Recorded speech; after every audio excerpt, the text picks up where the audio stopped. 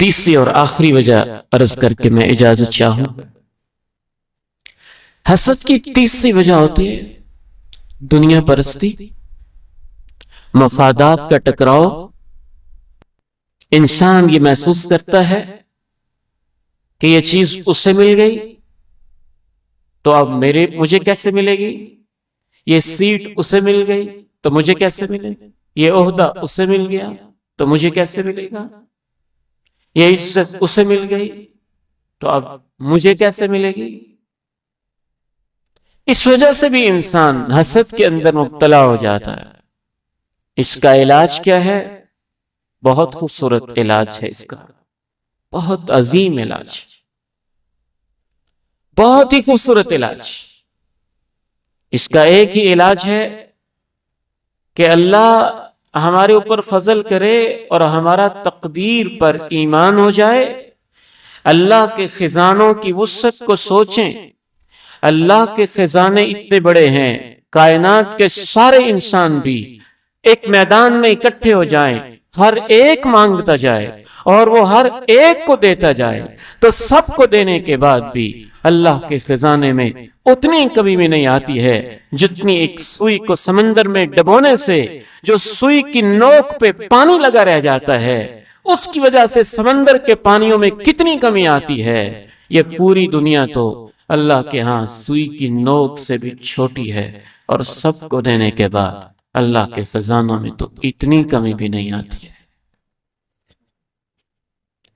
اور حاسد کا دماغ شیطان بند کر دیتا ہے، وہ یہ سوچتا ہے کہ اس کو یہ مل گیا تو اب مجھے کیسے ملے گا۔ نعوذ باللہ، وہ یہ سوچتا ہے کہ اس کو عزت مل گئی تو کیا اللہ کے پاس اب اسے عزت دینے کے لیے بچا ہی کچھ نہیں۔ اس کو زمین مل گئی تو اب اللہ کی زمین خالی ہو گئی ہے۔ نعوذ باللہ، اللہ کے خزانے کیا خالی ہو گئے۔ وَلِلَّهِ خَزَائِنُ السَّمَاوَاتِ وَالْأَرْضِ، زمین و آسمان کے خزانے اللہ کے پاس ہیں۔ اور یہ دعا انسان کو کرنی چاہیے، سوچ کے جو ہم نماز کے بعد پڑھتے ہیں نا، بہت خوبصورت دعا ہے۔ اللہم لا مانع لما اعطیت ولا معطی لما منعت ولا ينفع ذا الجد منک الجد۔ اے اللہ، جسے تو دے دے اس سے کوئی چھین نہیں سکتا، اور جس سے تو روک لے اسے کوئی دے نہیں سکتا، اور تیرے سامنے کسی کی بڑائی اس کے کام نہیں آئے گی۔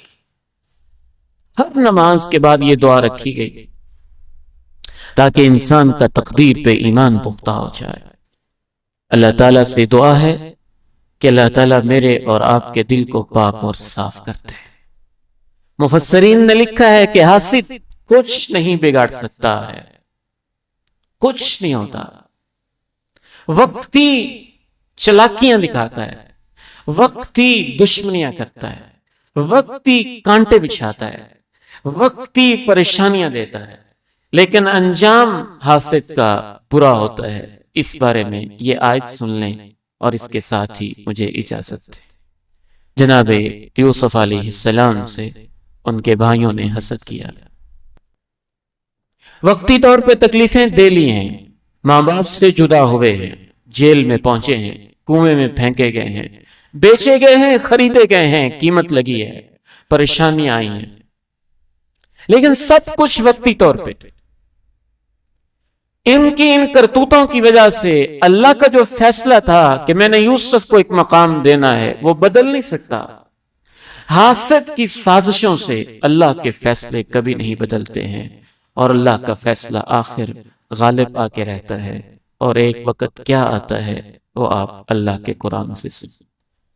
فَلَمَّا دَخَلُوا عَلَيْهِ قَالُوا يَا أَيُّهَا الْعَزِيزُ مَسَّنَا وَأَهْلَنَا الضُّرُّ وَجِئْنَا بِبِضَاعَةٍ مُزْجَاةٍ فَأَوْفِ لَنَا الْكَيْلَ وَتَصَدَّقْ عَلَيْنَا إِنَّ اللہ یجزی المتصدقین۔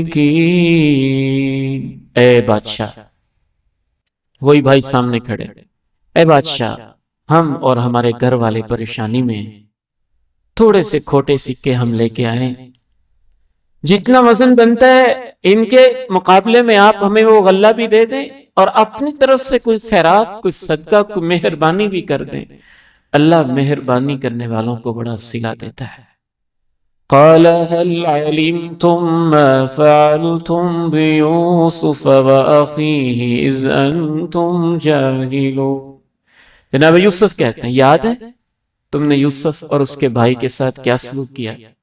قالوا أئنك لأنت يوسف، لگتا ہے کہ آپ یوسف ہی ہیں۔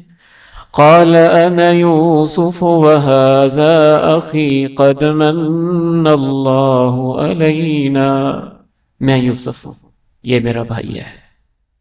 کیا ذہن میں چل رہا؟ میں وہی یوسف ہوں جسے تم نے کنویں میں پھینکا تھا، میں وہی یوسف ہوں جسے تم نے یہ تکلیفیں دی تھی، یہ میرا وہی بھائی ہے۔ قد من اللہ علینا، ہمارے اوپر اللہ کا احسان ہوا ہے۔ انہ من یتقی ویصبر فإن اللہ لا یضیع اجر المحسنین۔ تم جو بھی کرتے رہے، ہم اللہ کے حکموں کے پابند رہے اور صبر کرتے رہے، اور جو اللہ کے حکموں کا پابند رہے اور صبر کرتا رہے تو اللہ تعالیٰ ایسے نیکوں کا اجر اور صلہ کبھی ضائع نہیں کرتے ہیں۔ اور پھر کہتے ہیں لا تثریب علیکم اليوم یغفر اللہ لکم وہو ارحم الراحمین۔ میں تمہیں کچھ نہیں کہتا، بدلہ لینا تو دور کی بات ہے، جھڑک کا لفظ بھی نہیں کہوں گا، میں بلکہ تمہیں معاف کرتا ہوں، اور میں یہ بھی دعا کرتا ہوں کہ اللہ بھی تم کو معاف کر دے، وہ ارحم الراحمین ہے۔ اور پھر کیا کہتے ہیں؟ جیسے ایک دن وہ یوسف کو کنویں میں ڈال کے خون میں لت پت قمیص لے کے گئے تھے، باپ کے پاس جھوٹی مکاری کرتے ہوئے کہا آج میرا قمیص تم میرے ابو کے پاس لے کے جاؤ، یہ میرا قمیص تم لے کے جاؤ گے، اور رو رو کے اس کی آنکھیں بند ہوگی، اللہ اس کی بینائی کو واپس کر دے گا۔ تو حسد سے اللہ کے فیصلے نہیں بدلتے ہیں، انسان اپنا ہی نقصان کرتا ہے۔ اللہ تعالیٰ سے دعا ہے ہمیں اس بیماری سے محفوظ فرمائے۔ وآخر دعوانا الحمد للہ رب العالمین۔